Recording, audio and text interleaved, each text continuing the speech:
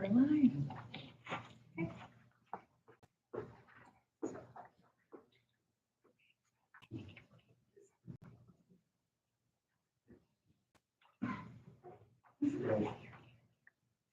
Okay, let's move ahead here. This will be an open meeting, and notice has been given to the public at least 24 hours prior to the meeting by forwarding the complete agenda to the Kyle County Reporter and all other news media who have requested the same.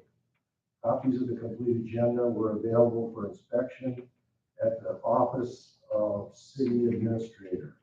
6 p.m., Committee of the Whole in the council chambers with the following agenda. Meeting called to order. A roll call. Mayor Kennedy. Here. Attorney Frank Calvert. Here. Butch Melver. Here. Steve Stock. Here. John Whitcott. Here. Kathy Bates is excused. Steve will be here shortly. Bob LeBrecht. Here. You got that. Okay, on the approved agenda, what I'd like to do with respect to all the attendees here, which I'm assuming both they're here for either the campground or the boat launch, I'd like to remove 6I and J. Item J.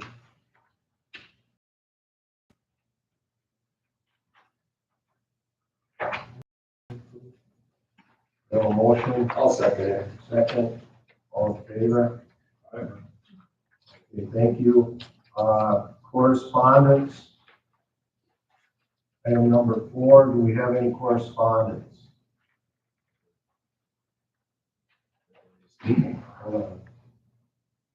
Okay, on public input, number 5. Each speaker has a total of 5 minutes to speak. You need your name, address, who you're representing. So do we have any public input? Vicki? Yes. All right. Victoria Boston, 224 3rd Street. Okay, and I'd like to speak to the council in regard to the agenda items 6I and J. As far as the campground rates, at the meeting, the Park and Rec meeting last week, after discussion, it came to a vote, and it did pass by the Park and Rec Committee, the 10% that was brought to you the last month. It passed 4-1, I believe. 4-1? Was it Lauren? 4-1? No? Oh, was it 3-2? 4-1. It was, okay. Yeah, it wasn't quite. Yeah, because Diane even said. I thought it was 4-1, but possibly 3-2. Nevertheless, it passed. It passed to come to you to talk over and discuss and to vote on. In regard to the item 6J, the harbor rates, I was also at the Harbor Commission meeting. After much discussion, what you sent back to the Harbor Commission, they did agree on parts of it, but not all of it. What I would like to ask tonight is that you go back to what you proposed when you spoke to your Park Rec Harbor Forestry Director in our council meeting last month. And those numbers that were sent back to the Harbor Commission, I ask that you bring those back and vote on those. Yes, in both instances. Thank you. Okay, public input. Paul? Hi, I'm Paul Lucas. I'm not a resident within the city of Oconto, but I own a bait shop in town, and I have a non-voting role on the Harbor Commission. I would like to see the original proposal from the Harbor Commission looked at as far as rate increases for the harbor. Mainly because, number one, we have the best harbor on the bay. You're going to face increased costs in electricity, wages in the future. I understand from the meeting last week that that the taxpayers really aren't on the hook for property taxes to support the harbor. It's pretty much self-funded. But in all reality, a raise in the increases based on fishermen that I talked to and myself being a fisherman, we pay anywhere from $10 to $12 in Door County to $8 on Lake Michigan. Up in the UP, it's anywhere from 5 to 10.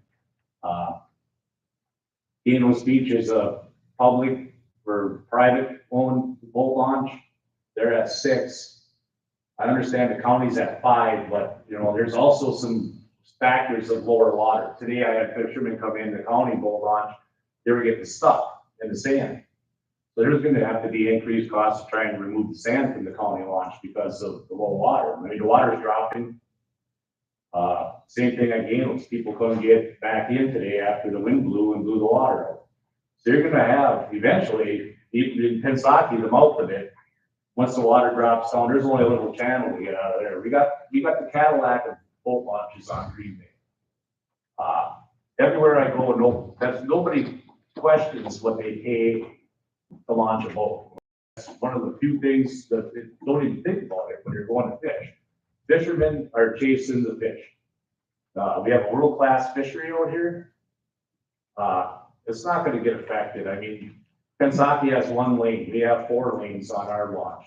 The county park, but if you're going to increase it $1 or $2, if you do the math, in all reality, you're driving 7 miles further north than O'Connell, 7 miles back in your time.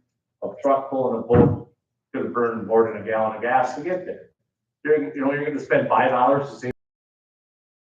It's not going to make no sense. So, as a fisherman, and speaking with thousands of fishermen a year, a rate increase is only going to help our city, and it's not going to affect the people coming to our city.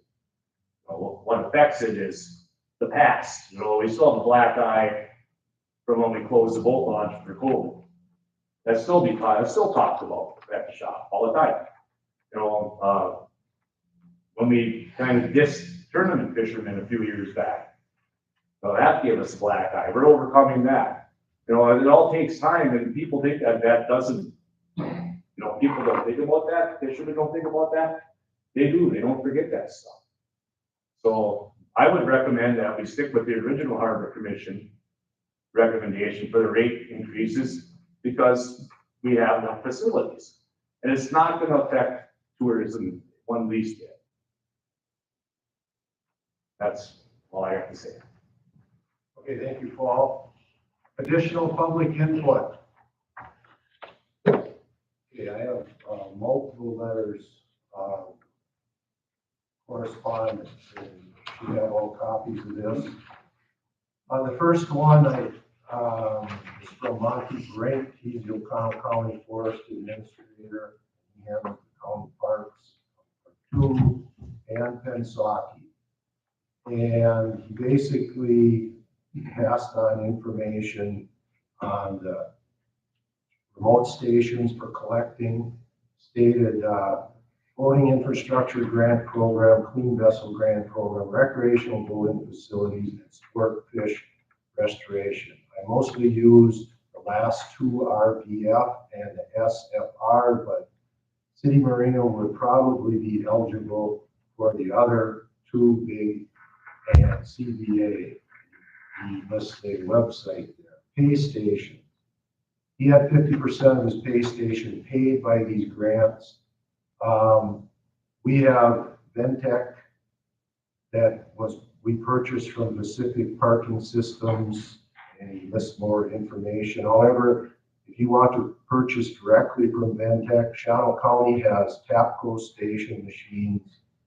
We also got a quote from Packaging BOXX. Brown County, I think, just went to the pay stations too, but I'm unsure what they have. Recreational boating facilities grant used to purchase North Bay Shore, Pensackie, and the Chickney boat launch machines. October 4th, committee meeting decided to change the previous approved boat launch rates as follows. Daily, $7. That's for County Park 2, that's for Pensaki. The annual $50, commercial is at $75. Camping for 2024 rates is as follows. Daily is $35 a night, off-peak Monday, Wednesday, night, Memorial Day to 12/31, $20 a night. Seasonal sites, $1,700 yearly at Chute Pond. Dock storage at Chute Pond when dock is installed until last Sunday in September is $400. Bonnie Brink, Oconto County Forest Administrator. Then, our financial advisor, which is Jeff Belangi, many of you know, and Jeff is from Oconto, he knows our finances better than, as well as anybody here. This is dated October 10th. Mayor, council needs to understand that every dollar that is not collected from user fees ends up being collected from tax levy. Residents are already paying for the improvements to that launch and should not be paying for the maintenance on it when the majority of users do not live in Oconto and pay no taxes to support the debt on it. City taxpayers are giving it away. That's from Jeff Belangi. Next letter from Bob Gondry. Thank you for, dear committee, thank you for listening to my concern. I am a taxpayer and fisherman of Oconto. 1571 Harbor Road, that's from Shores Harbor Marina. We took ownership approximately 8 years ago. However, I've been fishing in this area for about 2 decades. What drew me to the area is the fishing and the outdoors. When I heard discussion about possibly raising rates at the harbor, I thought the consideration is not out of line. A boat launch fee in Washington County can cost $8 to $12. We can't catch the caliber of fish nor find near the quality of facilities that you have here in Oconto. The launches with ample parking, bathrooms, fish cleaning facilities, world-class fishing will bring fishermen. A $2 increase will not deter them or other bay enthusiasts. Costs everywhere are increasing. I believe you have to raise your fees to remain a quality launch and be fiscally responsible. In closing, I ask the committee this. If we have financial shortcomings in the future, what remedies are you proposing? Or what amenities will you be sacrificing? Thank you for listening. In my opinion, Bob Gondry. The next letter is from Brian Soar, Soar's Harbor Shores. My name is Brian Soar, the owner of Soar's Harbor Shores in Oconto. I'm asking Mayor Panetti to address this message with the City Council regarding boat launch fees to the City of Oconto. It's my understanding that the current boat launch fees are not adequate to cover the cost of the services we provide at launch locations throughout the city. In addition, surrounding communities charge substantially more for the boat launch fees that the City of Oconto does, and do not provide the level of services and amenities offered at the Breakwater. Being that the Oconto Harbor is a major waterway access for many fishermen and recreational boaters alike, it is important that our community maintains the standard to accommodate heavy traffic coming in and out of our harbor. Our city provides many amenities that many communities do not, such as free and adequate parking, fish clean stations, and boat slip rentals. The revenue from boat launch fees need to sustain the expenses associated with the Breakwater Park and allow for improved infrastructure in the future. I am in support of increasing boat launch fees in the City of Oconto to maintain and improve the infrastructure needed in the future. I am not in support of raising property taxes for residents, as these services are highly utilized by fishermen and boaters who do not reside in the city of Oconomo. Sincerely, Brian Soares Harbor Shore. So when this proposal originally came to the council here, it was brought up, and this article, the Great Lakes Boating Magazine that Vicki Boston wrote, which I will say is a very well-written article. Thank you. And at that time, it was stated that the reason all these fishermen are here is because of this article. So I dug the article up, I read the article, again, very well written. There's 3 paragraphs on fishing here. Here's where I need to clarify. Great Lakes Boating Magazine is a pleasure boating magazine, not a fishing magazine. To think that all these fishermen came here because of one magazine article, I highly question that, considering in the article it talks about 3 tournaments. Master Walleye Circuit was here, that was the Cabela's tournament, and then there was an AIM Pro Walleye tournament, and then the Sheboygan Walleye Club. So at that time, it was led the council to believe that the fishermen are here because of this article. I felt that the information that was presented to the council members was based on emotion, that was based on recommendation from department head of buying a $5 2x4 at Roberts. If you have to go to Marinette and pay $7 for a 2x4, you'd never come back to Roberts. So I felt that that was emotion that made this go back to the committee. At the committee, what was difficult there, the recommendation that came from the council. And at the committee, Jim Beestons talked about from the business perspective of how hard it would be if you do nothing. What I witnessed at that committee level and when they came back here was pretty much the same thing, $5 fee, but it was based on emotion.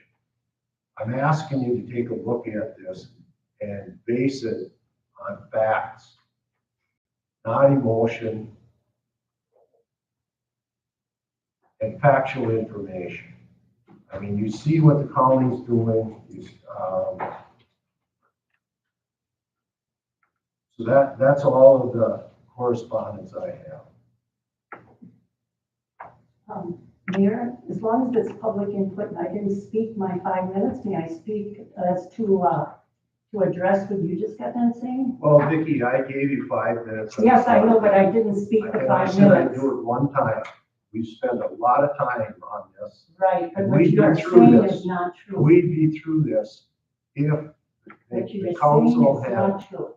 well, I'm May I not gonna speak to debate you. I'm not gonna debate you. There's been a lot of time spent on this. It's in the council's hand right now. I gave you the opportunity to speak. I mean, that was the But rules. I I did not stated know you up were front. going to say, I which gave is it up not front. true. I had enough. oh, okay, you had enough. Okay, So it's up to the council. It's in the council's hand. Johnny? With the information that you just give us, I don't know, like the harbor. John, did you guys get this information? Just today. Just today, right? I think it might be only fair to send it back to harbor with more information. We prefer, unless you just want the council to make the decision. Well, why don't we get down to the items and then you can discuss. We're on public input right now.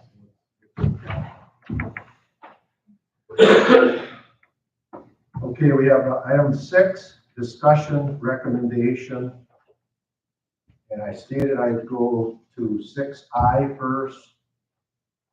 Discussion recommendation on the following. Recommendation of the Park and Rec Committee.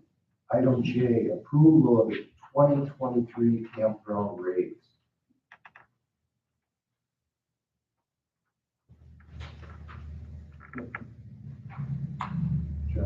going back to the, we don't know what it was, we didn't get no minutes We get from nothing on it. we don't know what recommendation was, or There's not a, there's nothing in our package or nothing, we didn't get nothing from that meeting. We don't know what we're approving, if we do approve it. I thought I included that right in the packet. Unless I look past it. On this part, September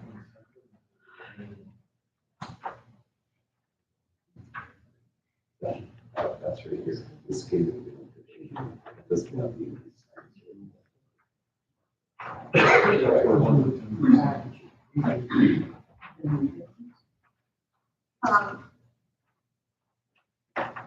Let me go print real quick, it'll take me 1 quick second. I don't know why it was in this packet. Let me see, let's see.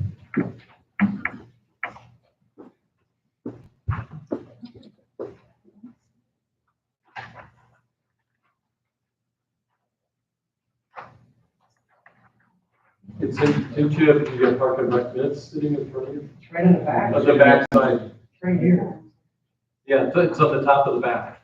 right here, the daily rates, weekly rates, 10%. monthly rates, seasonal rates. The raise seasonal rates, 10% falls.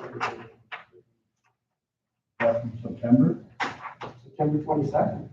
yeah, we got another meeting since then. There was a meeting after that. That was a special meeting. That was the meeting that we made after our, what was it, the 17th that we had our regular meeting? I'll send it back. I don't even have that. Our regular meeting was the 13th or something. There's another meeting. 17th, what was it? This month was the 17th, right, and we made it to Wednesday, we've been right. So it's the second Wednesday of the month. So then we had to make a special meeting on the 22nd. Only October 11th. Park and Rec doesn't meet again until October 20th. Yeah, because we moved it, because he's got harbor commission budget, so this was our special meeting, it's still here. Did Park and Rec begin on the 6th? Did you need Our last meeting. Thursday? The sixth, yeah. Last Thursday, the 6th. Yeah. Last Thursday. We met last Thursday. Yeah. That was the last meeting. This is from September. Yes. There was a meeting October 6th, last Thursday. There was a Park and Rec suggestion.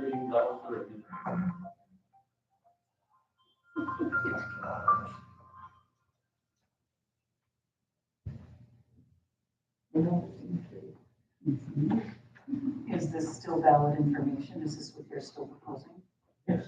Okay, Should that's get- all we needed. Should get a copy. Exactly what it was 10%. So where's this sheet? Meeting. Oh, you got it At at the the special meeting. 6th. I just want to know which numbers we're looking at.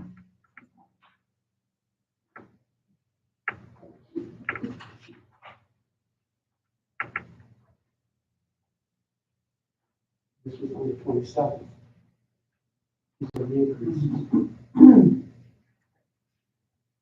What they were.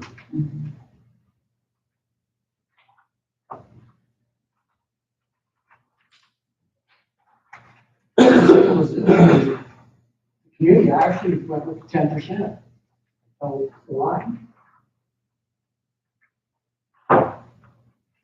And everybody went by apparently 3-2. I didn't hear Sue's vote. People seemed happy.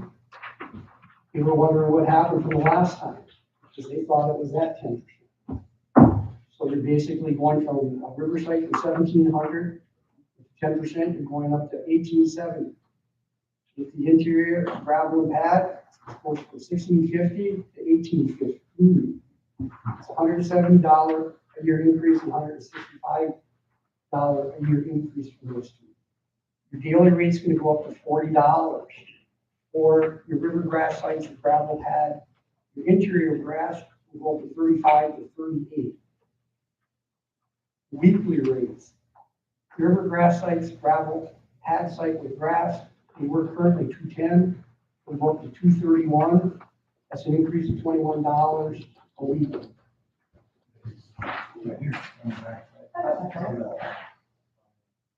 That one is the campground, the green is what they decided. Okay, This is what I handed out at that.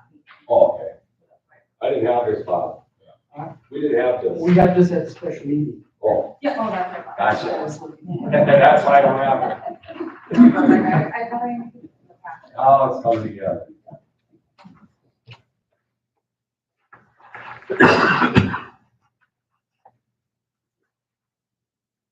That was meant to be completed yet, that's why I didn't have it. Okay, this is for the.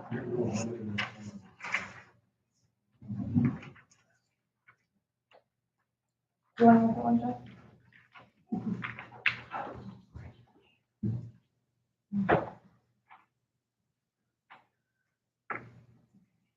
These are the charts that I handed out at the meeting so they could compare what they were trying to decide. And then you can, the green is they stuck with their original proposal. And that's the green numbers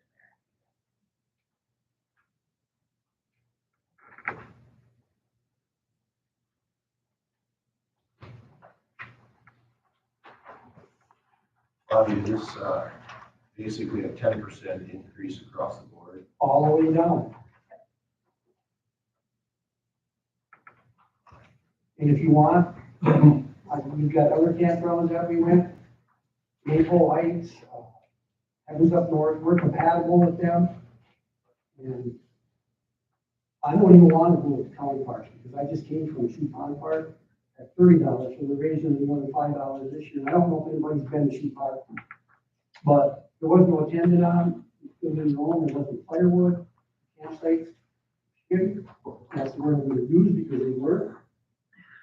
The picnic tables were wooden, half of them were burnt, and the other half had growth on them. So I'm not gonna compare the city of Oconomo to. And if you go to North Bay Shore Park, there's nothing out there. I went through there and people were just sitting at their campsite. That's all they could do. Watch the fishing. So what we have here at Oconomo is not comparable to what the county has. And there's other campgrounds. Well, you know, with all the campers out there and stuff, they're okay with the 10% increase on it, I guess, you know, and we got the recommendation from the Park and Rec Committee, I say we move forward with this. And, I recommend that we, make a motion to accept, price increase on, as long as everybody's happy with it, I'm okay with it, so I'll make that motion. Made by Steve Stark, I'll second. Gene, a second. Discussion. Rich Maher. Aye. Steve Stock. Aye. John Wyckoff. Aye. Dean Phillips. Aye. Michael Breck. I, Okay, motion passed.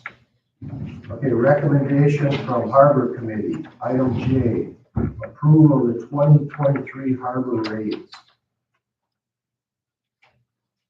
Well, I know that we just received this from the county, and I know at prior meetings, we were kind of basing our cost on their costs and stuff. We had this topic of conversation for quite a while. So, you know, seeing that what they're increasing, and to me, I don't care which way we go with it, but, you know, I feel as though that you offer a facility out there like no other. You have guys on duty out there. You can't go to County Park 2, or you can't go to Pensaki where you have harbor masters and stuff like that. I mean, they'll assist people if they need assisting out there. You know, just the bathroom facility and just the job you do out there, you know, I'm all for some kind of price increase on this, because I feel as though that I'm hoping that we can maybe hand some of that down to some of his employees, his workers, and, you know, with some of these, price increases, maybe we can keep some guys out there. all I have. Bobby? I got a question. Do we belong to this agreement with DNR? Okay, I understand It states that, because the money that we got for out there was for state and federal funding. That's why we're in this, right? I don't know if anybody read this or not. You have a good question, Bob, because it says entitles that have signed a private provider agreement with the DNR. That's the question. We have a signed copy of a private provider. It must be, we use the state and federal funds for that building.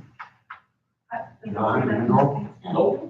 It's, Before we do anything, I would look the same for on there, because if you look here for daily launch fees, season passes, prior approval required, I would start looking, because right now, if you charge a launch fee, it's $5. You can charge 10 times that launch fee, which is 50 for resident and non-resident. Now, we're under the $8, so that gives us a lead there, I believe, but we must have to follow some sort of structure, because they have paid things right down here. Whether you have attendant on duty, on-site toilet facilities, Great Lakes sites, which won't go 20 feet in length or more, less than 26 feet, and most 26 feet or greater in length, it's charged. Bobby, that was discussed at the committee meeting. I understand that apparently your dockage fees are staying the same, or did you raise the rates for your dockage? For the, Transient walls and transient, the this big. is just the launch. Just the launch. Okay, we still would have to look at this, I believe, wouldn't we? I've read that 100 times. And if we did the $5 or the $7, the 50 and the 75 would follow that. We would be in compliance with that. Because right now, if you're going from a seasonal resident from 35 to 55, that's a 40% increase for the resident. You go up to, I don't have my paper, I don't have my paperwork, but I think it was 50% and it was 100 Well, and from some 40 to percent for 75, non-resident. from 40 to 75 would be very more. So this is just something I'm looking at for, I mean, if we have to follow this, or if we don't have to follow, something to look at, we all had one, so I think we all should have read it. Maybe. And this would follow that. We're below that, we're below that. Correct, because we're below the $800, we have to leave it. But at the same time, times 10, we would do a 40% to our residents. Now, I understand you're saying that as a resident, he's already paid taxes on that. So we're gonna raise them, and you're actually taxing them again.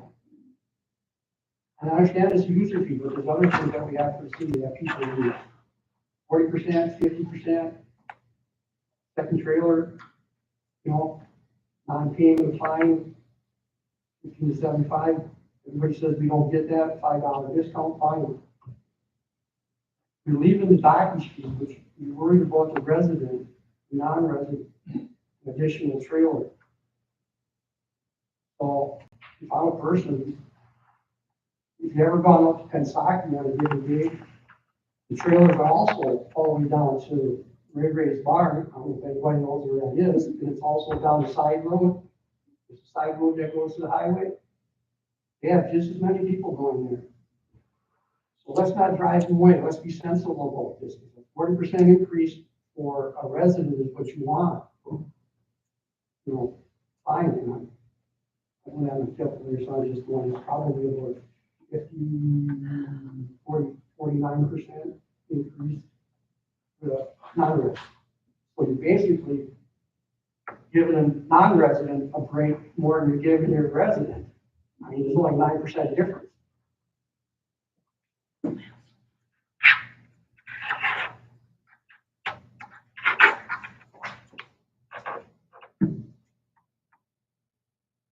I mean, I can give you this information.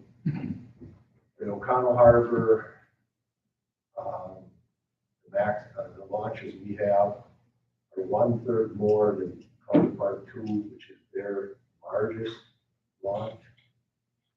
And then second is Pensacon. So we made O'Connell would maybe double what that Sauk is. Well, yeah, I understand that. I also understand very well that the boat function fees as of 10/11 was sitting at about 56.15. Our budget was 44, so we're over, which is really great. Last year at this time, I believe, and this was actual for the year, was 53,831. We'll probably break that, which is really great. But start getting people going somewhere else, I'm just looking at the percentage wise. We're not leaving money because we get these people to come here. They come more often than they go other places. So I understand we need to increase. That's not the question. The question is how much and why we have to put it back and forth. And I don't know about tourism, if that's been affected or not. I don't think anybody does. I just know that it's a resident, not a resident.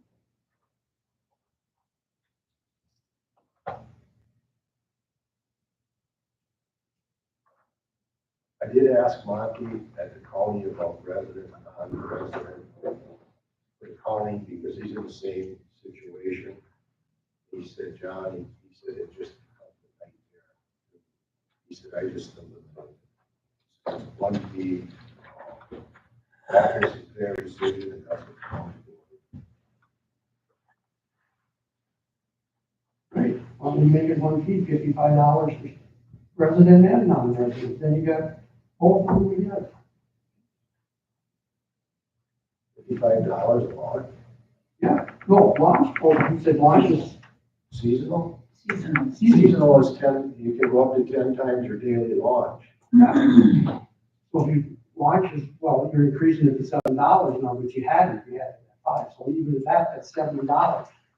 You're gonna charge both the resident, non-resident, $7. That's basically your call. Well, we don't have the problem that they have because we have people out there. So I don't think it's fair to charge residents the same as non-residents. Because again, the residents are paying the taxes. So I feel good about these prices that are on this sheet. Daily launch is at 7, seasonal residents 55, seasonal non-residents 75, second trailer, I guess this is depending on what it is, up to 15, and the 75 non-payment fine, and then military discount 5. It was 5. You know, it's at the top, that's the first thing they said. 10-5 Harbor is the, Oh, well, I'm good with that. Yeah. So you're back in it. The only difference I'm seeing is that you're taking resident from, was 55 down to 50. And I'm good with that as well. and daily launch 5. Right? Oh, I'm not good with daily launch at 5. Yeah. I think daily launch should be 7. The seasonal resident, 50, 55, that is neither here nor there. I think you could do either one and be fine, it's $5. And the non-resident, 75. Second trailer, 15, non-payment fine, 75 with warning, and then the 5% discount for seniors. I think that's the right thing to do for what we have. You get what you pay for, and you get more, I believe that was a $5, wasn't it a $5 discount for seniors and veterans? Yeah, I think that's what I said. I thought I said 5%. Oh, I did. I'm at $5. John? Where you're going, you wanna go $7 and then for seasonal rental, $55, not $50, correct? I'm good with 55 for resident. I feel okay with that. I'm okay with that. $5. That's good, Mark. It's not gonna make anybody change their minds about this. What's your seasonal non-resident?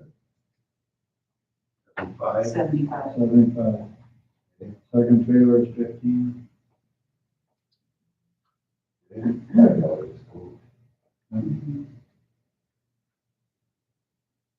non-payment fine, 75.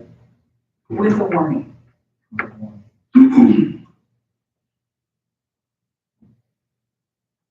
here's what the county does on fines.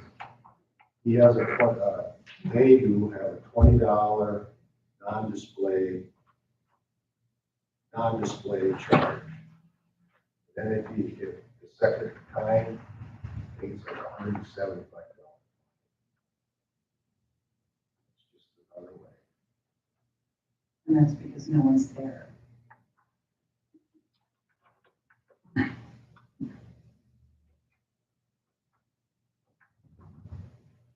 John? I think last time we talked with the bosses there that about the non-payment of fines there, you said you never get them anyhow.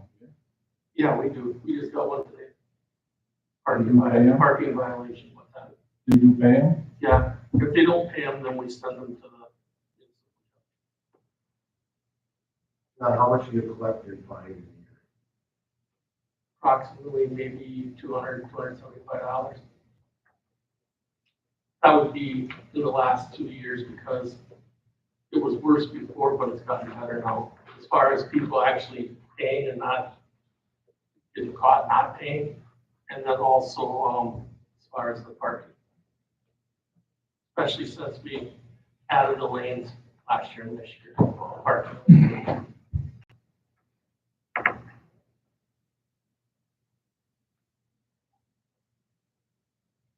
Motion. I'll make that motion. Go with the $7, 55, 75, 15, 75, and 5. I'll second. We have a motion, we have a second discussion. Great. I'm only gonna give everybody one warning about these. It's the same warning I gave John when I was discussing this. For state statute, you are to set fees that are necessary for the operation and maintenance of your facility. Not comparing to other things or what you think it's worth or whatever it may be, what you need for your budget. You're gonna be looking at the budget, so I'm just saying, from a legal standpoint, that's what state statute says. Steve? I have a question before we do this, in what Frank is saying. So you're telling us that so John, we don't get the budget from John until he gets these numbers from us. So how is he supposed to give us the budget without numbers? So how are we supposed to approve this without knowing what his budget numbers are? He can't create the budget until he knows what these numbers are. Something seems backwards here to me. And that's It's part hard of to what's explain it a supposed little to better to be, me. and that's part of what's supposed to be happening with this bid. Because the committee is looking at the budget and setting rates for next year and that discussion with John. What's necessary for that budget? You guys do what you, I'm just saying, that's part of what's in this statute, operations and maintenance. of your Right, I understand. And what extra revenue, whatever it may be, stays in that. I'm just saying what's under state statute, you go from there. That's why we changed our meeting from tomorrow to 20th, to give John time to get these numbers. Park and Rec now, I believe the harbor will have a, Same thing. that's when you'll probably get your meeting and then go through the budget room. Because the budget, it should be coming up pretty soon at the end of October, in 2 days. So that's what you'll do, you'll just do that at your next meeting. Okay, so I have one more question then. So if we approve these numbers tonight and John comes to us at our next meeting, I believe it's the 19th or whatever, just coming up, and John says that, we're in excessive of something or another. I mean, is this something that can be changed at the next meeting then, or are we stuck to these numbers? Done. It's that cart before the horse, which, Confusing. it was from the standpoint, you also said, well, with these new numbers, then we'll be able to give our guys a raise. and Well, They actually do that's that and look at. I like that That's idea. operations. I like that idea. Yeah. There you go. All right, We have a motion. all right, you got a motion in a second. Rick Palmer. Aye. Steve Stock. Aye. John McCobb. Aye. Steve Belt. Aye. Bob LaBrus.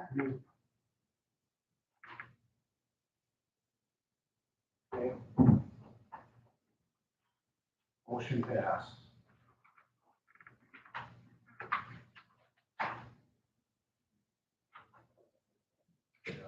Okay, we're gonna go now, on 6A, department reports, building inspection report.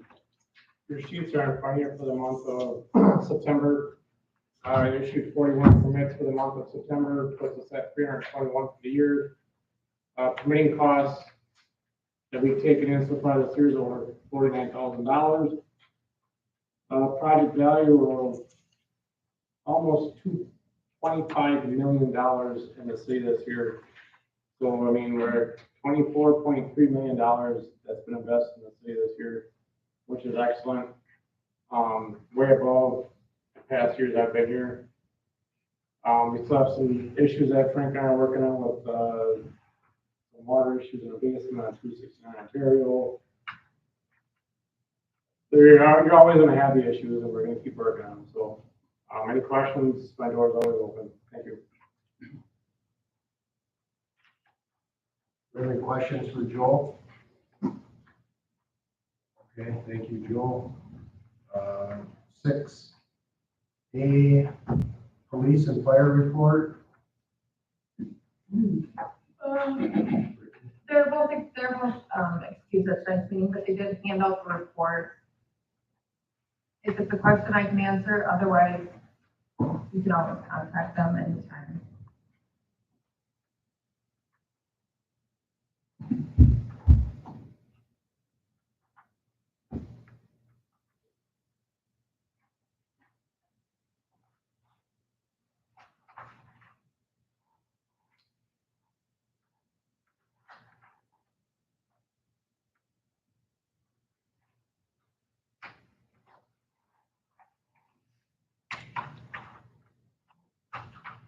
Really, let me ask you a question here. Where do they stand on budget? We can talk about that under the admin report. That is on that. My report. Do you have any questions on the police? Fire report? Can I get a motion to pass? No, you don't. Okay. Okay, park and rec report. I gave each your copy of the monthly revenue report, so you have a chance to look them over. If you have any questions, you're welcome to call or stop in. The three events that have occurred since the last council meeting were the Harvest Fest, high school, middle school cross-country meet, and then the MWC World Championship Walleye Tournament. All good reports from all three of them. The people that are in charge of them were very happy with how things went. And then Harvest Fest, I just heard that was one of the best ones that we've had in a long time. For the people that did comment on it. Also, we just completed our last grass cuttings and we're starting to winterize some of the things.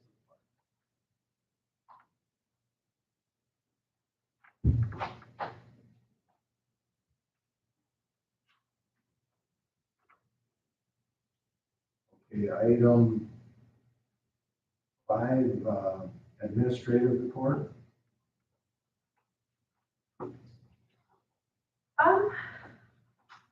Let's look at the police and fire.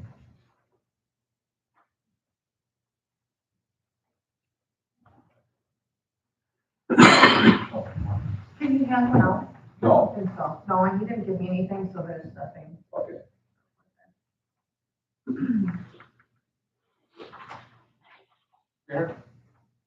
Aye. I got a question for you. On page 2 and 3 and 4, these, we have per diems on here for 5 people. I didn't think the city of McConnell was giving out per diems anymore. We have to legally, for state statutes, for the board of review meeting, What? board of review meeting.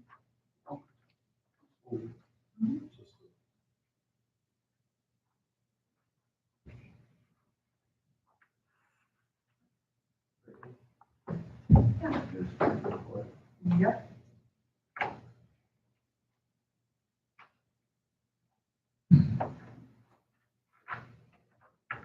It doesn't. Yeah, the police department's right on track, they're not over anywhere.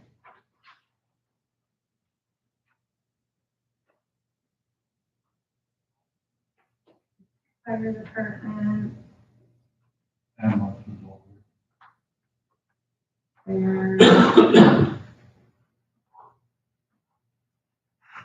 their ambulance fees are already at 83% of what they budgeted, so they're doing exceptionally well there in the revenue part.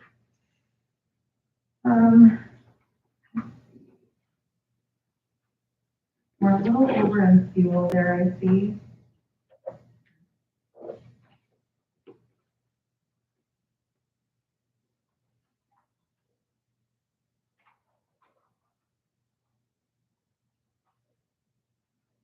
Overtime's just a tad bit under.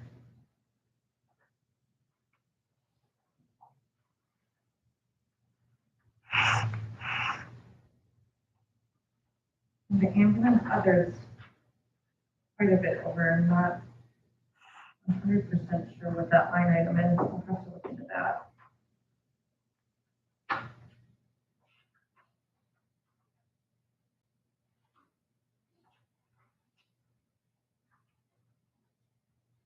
Next month, we'll have a better projection of where we're sitting at. Again, if you look at this last page of the general fund, it's showing we have a negative balance there.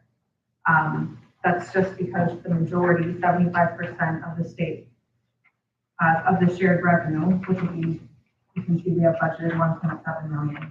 75% of that comes next month. So when we get that chunk, it's gonna make our budget look a lot prettier here.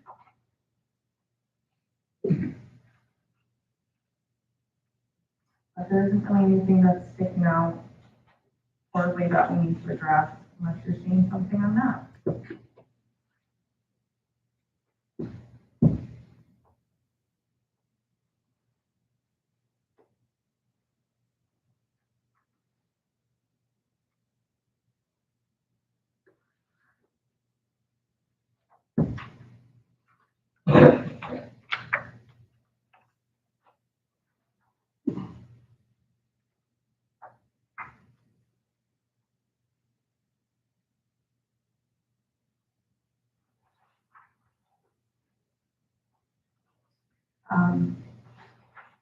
On the third page for the municipal court, that judgments and damages there, for some reason in the past, it was always budgeted as a positive number.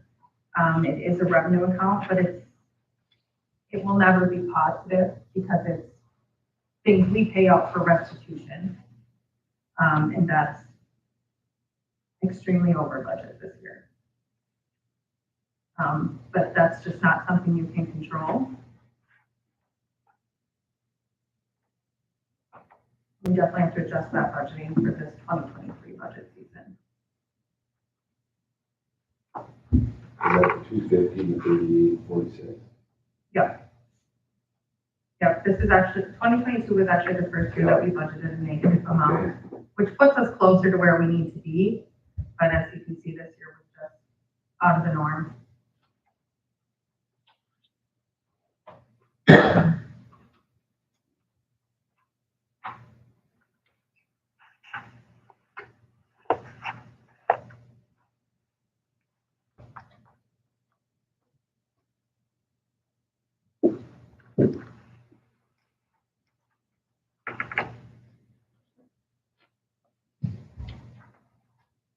Any questions? Brittany?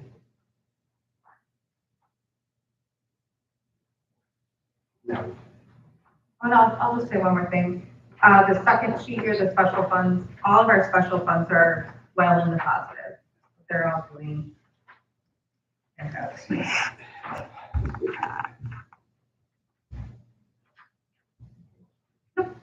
Okay, can I get a motion to accept the department reports?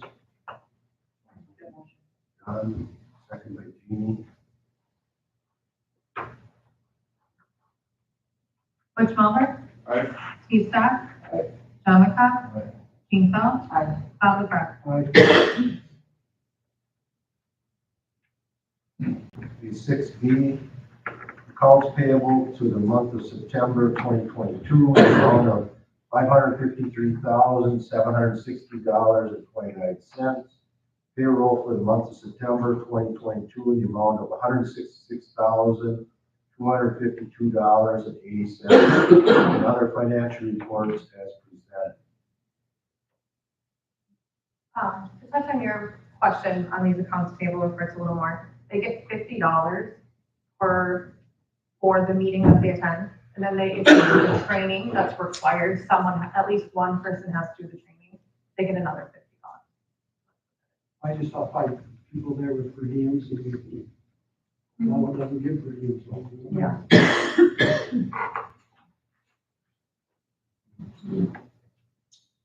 I get a motion to accept item 6B. John, Steve, second. Discussion. All in favor? Bob LaFrance? Butch Mulder? Aye. Steve Stock? Aye. John McCox? Gene Phil? Aye. Bob LaFrance? Aye. Item C, approval of 3-year contract with R&R Assessing in the amount of $130,320, 2023 and 2025 maintenance years, 2024 external reevaluation year. Ready? So I did reach out to 4 or 5,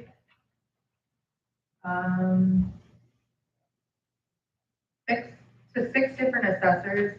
4 I didn't get a response from, 2 said they could not take on the city.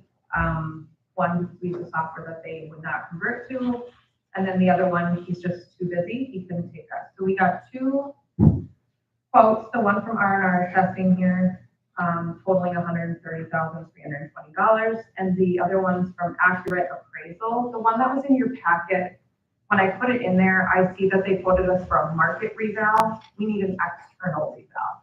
We're required to have one. So I reached back out to them and said, hey, can you please re-quote us for that? And it came back at $177,000. So R&R is pretty significantly cheaper. And I also reached out to some other municipalities and asked, how do you feel about your assessors? Do you think they do a good job? How do they go with residents? And R&R had great reviews, which we always love them. Accurate Appraisal had quite a few negative reviews, that they're not very vocal, they don't return emails or phone calls, and so, yeah, so it's your decision, but to me, we should stay with R&R Assessing. I'll make that motion. For you doing your research too, thank you. I know that was a topic of discussion. One of our meetings, right, and it was good to know. I mean, the next bid was $177,000, so we're satisfied with what they do for us, so I'll make that motion to approve that 3-year contract.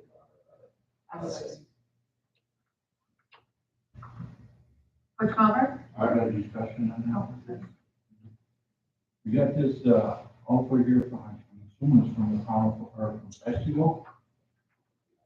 In here, Okay. we're talking about that R&R don't use the certain kind of PCW wind, whatever it is. Is there a difference? I did not know that at first. I didn't know the different software, obviously, because they don't work with it. But when they asked me that, I asked R&R, what do you use? And, how does it differ? And they said that they use that TC Wind software. But when I reached out to R&R, they said that is becoming not used anymore. I don't. Yeah, thank you. It's becoming obsolete. So they will be switching over in the future. you know, I don't know if it's gonna be this year, next year, I'm not sure on that, but that's not, no additional cost to the city. No, I have it. Okay. So we have a motion, we have a second. Discussion, any additional discussion?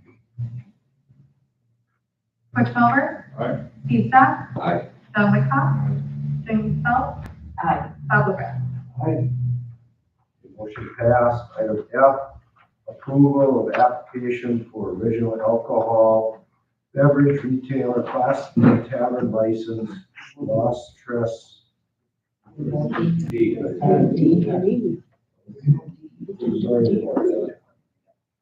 Sorry about that. Approval of Oconto County Room Tax Commission and Tourism Zone Agreement. Brittany? I'll just start and let Frank finish and stuff. We're not actually approving anything. It has to be approved by the county first, and it's in the very, very beginning stage of the planning. We kind of just included this in here as information that we're talking about it, it's coming. Yeah, I could just add that Oconto Economic Development's kind of spearheading this on behalf of all municipalities in the county. But it's really in step one of a 10-step process at this point, just getting the information. I had talked to Kim Polisky up at the county, and it hasn't even gone to committee there.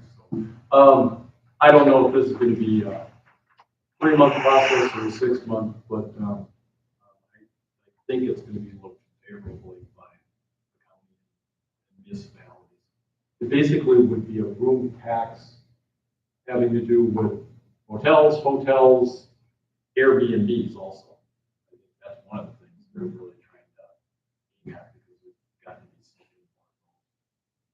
more. Yeah, and when I first learned about it, I did reach out to some municipalities. There's like a group chat where you can quickly shoot questions out there and they reply on these kinds of things. So I just said, you know, hey, does other people have these? And almost every single one did. So anywhere from 6 to 8% they were, and most have it.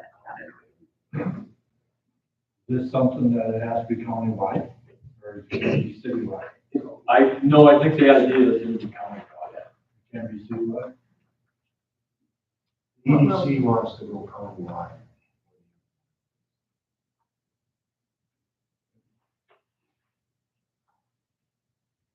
So is that something we don't need to approve anything? No, you need to know about it. Right. I mean, city, I'll tell you what I know. Garnett County is 8%. Brown County, I think, is 10. Oconto is 0. I can tell you this, that the reason that Garnett County, they put their money, that's what's pushing them on these fishing tournaments, is coming from room tax. That's what's funding the most. So all the funds that come from that goes to tourism?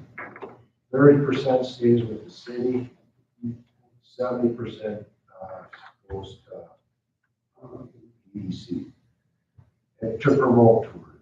I think they are using it to promote tourism. We can use it however we I want. like it for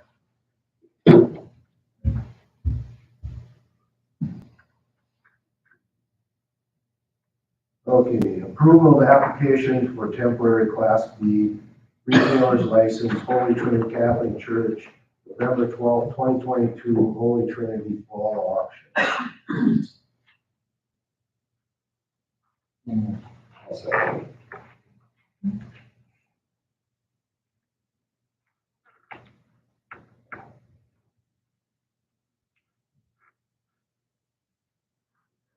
Butch Melver.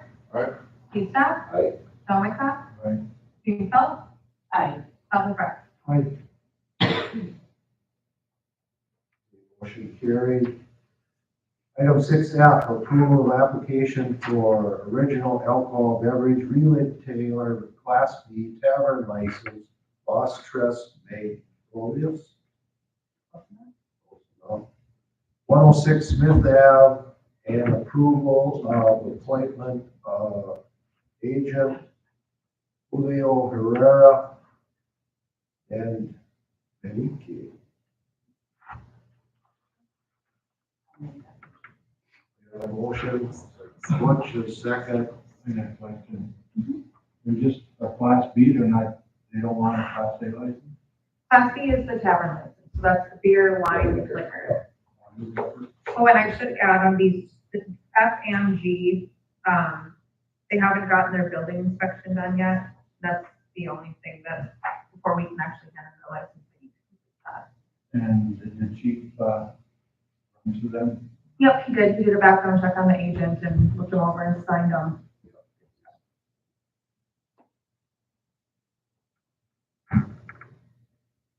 I will add to this, Orlando, he's the owner, reached out, to meet with the city or meet with myself, the council members are more than welcome to join.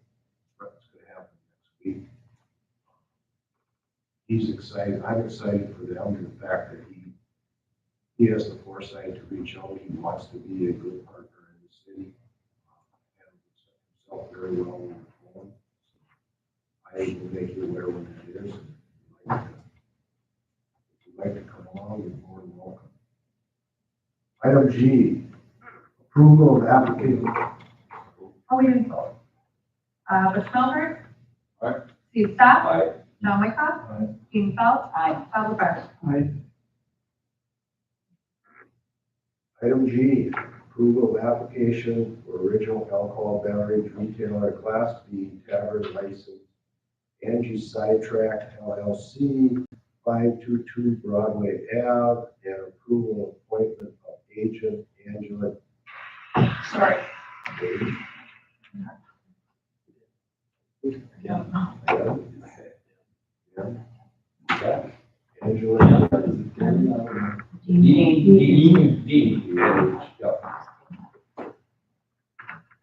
I see chief approved that too, so I'll make the motion to approve that license. Second, What are your questions? discussion. Doesn't she just get, a license that's already issued for that place? Go ahead. Yeah, she does, and it's the same as F. The person who's in there before, who holds the license, they surrender it to the city, and then the city transfers it to the people that go in there. That's why it doesn't take up any of our, Kind of like moves part of it. yep.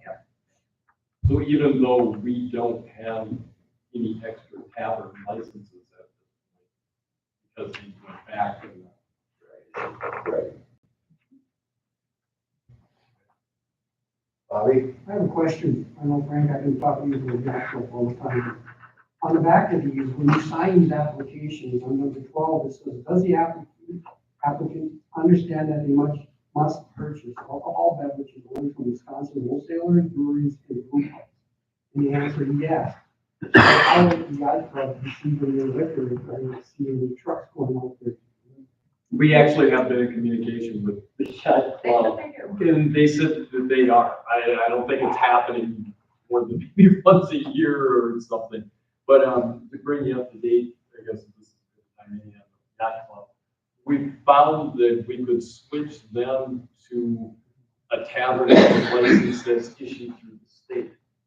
And that's a 2-year license, and It's a small amount more expensive, so we have to discuss it with them and make sure that they would be open to if you that. multiply ours by 2, it's like $25 more. It's like $50. But if we switch them, then that would open up the Right. tavern license. And we're looking at some other options. Like try to get some tavern. Is there such a thing as that a tavern has to be open at least once every 6 months in order to retain your license? I've heard Not that yet from on our some books, people, and I'm like, but we're coming forward with an addition to our ordinances where these licenses aren't being utilized. The council could, in your discretion, look to take them back. Is that proposed ordinance? Yeah. It's going to be coming to you Right. next week, along with being able to do provisionary licenses. If somebody's ready to get open and stuff, that they could be issued. That would really only come into play like next month where there's an election, so the meetings get pushed down so far. So when someone wants to open a of business, they have to wait till November 22nd, that's, Gotcha. That came up here recently with the new owners of, well, it was Pickle Bar, I'm not sure what it is now. Right. But they were kind of ready to get going, and yeah, with elections.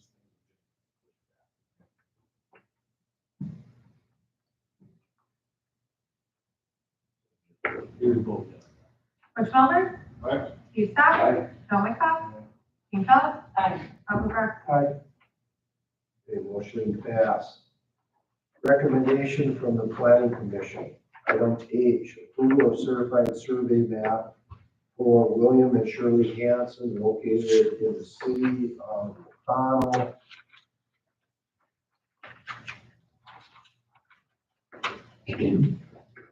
Steve?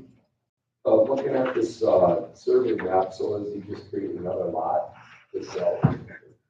Jeremy actually requested this, there's, That's right behind our water. yeah, and where the Hanson's property meets the city's property, there's like a little sliver in there that no one knows who owns it. Oh, okay, So we did this to clarify gotcha. who takes care of that property, and they also combined the lots while they did that. For our parcel, it'll be one parcel. Oh, it'd be one parcel, okay.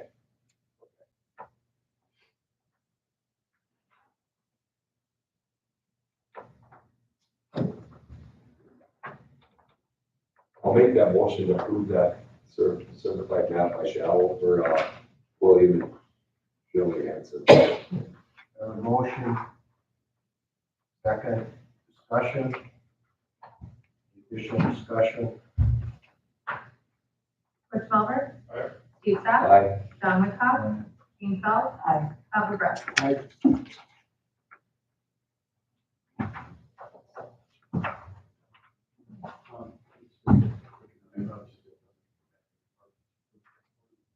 Oh, yeah. I just wanted to make an announcement to everybody. So the airport commission meeting is next Monday, the 17th at 9 o'clock. Subsequent to the commission meeting, they're going to be doing a tour of the new hangar building there. And the airport just got up and everything's pretty much completed with that. So we're just basically inviting actually the public, any of the council members, county board members. So that'll be basically 10 o'clock next Monday. If that time isn't good for you, feel free to let me know. And, you know, that's one thing. We've got quite a few new council people. Bob knows the airport pretty well out there. But if you haven't been there recently and you can't, you know, come next Monday or whatever, let me know and we can show you around. Typically, the county's going to do that too. They like to bring out some of their new people and walk around the airport. So unless you've been there for the fly-in or something like that, you may never. Next Monday, about 10 o'clock or so. You're more than welcome. Are your fuel sales still rocketing? We are at fuel sales for to complete September. The airport is now just under $115,000, about 23,500 gallons. We're averaging more than somewhere between 5 and 6 airplanes just coming in fuel in per day. That may not sound like a lot if there's just, you know, you say 5 or 6 airplanes in, but when that's happening day in and day out, and take in bad weather days, if you get a bad weather day, that means the next day means it's like 12 coming in and out of there. Many of the people didn't even know there was an airport back there until we basically tore down the woods where they could see it. Now, O'Connell will be a destination someday. I probably won't see it, but with the addition of all those acreages for the Richters and everything, we'll be having a longer runway someday. Thank you. Yeah, so there is an additional piece of property the airport's acquiring. Through the years, the Richters have helped, and the airport actually has about 450 total acres. We mow about inside the fence of about 250. But along the north side of Airport Road, Bernie Bear had a home there. and some tall trees, and it actually is in the runway approach. To be honest with you, the airport has eyed that property for a lot of years, but you're not gonna go about kicking out a 90-year-old guy out of his house and stuff. So the airport honestly is sat back for years, and unfortunately, Bernie passed away last fall at age 99. And so the airport stepped forward, and we're actually buying that from his nephew. So unfortunately, when it's an airport and federal monies and state monies and stuff, it's got to go through a lot of hoops. But the airport will be acquiring that property, selling or moving or kind of get rid of the residence that's there, and those trees will be coming down, because then it clears that approach for and improves that situation. So we've got multiple projects that are actually going on out there. Everybody's welcome to come out and see. It's part of the city, part of the county. Okay, item number 7, adjournment, motion, second, all in favor, aye. Okay, thank you.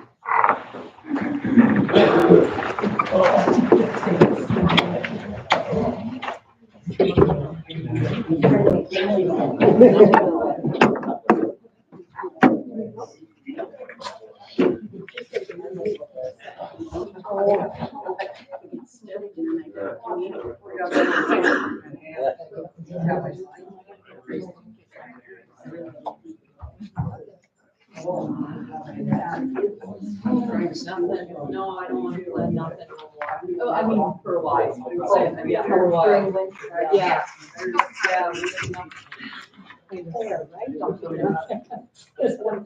On a rainy day, you know what I mean? But it was still fun.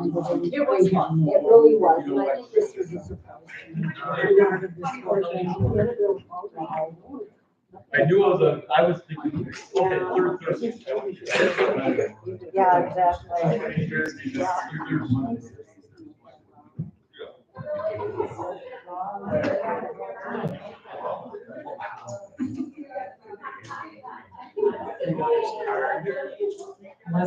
She sold it before it got completed, so she's been using my car. Oh, you're coming, that doesn't help.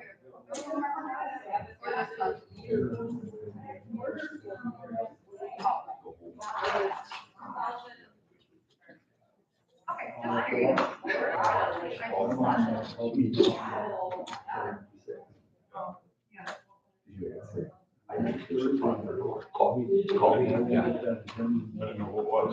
I won't, you want to talk? If you want to talk, call me during the day. I know. Thank you for that. What'd you say? Well, I want to pass the 10%. I don't know, just spend money.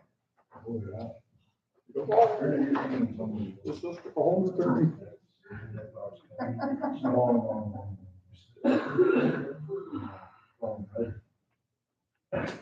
You know, it's good if you go out to the,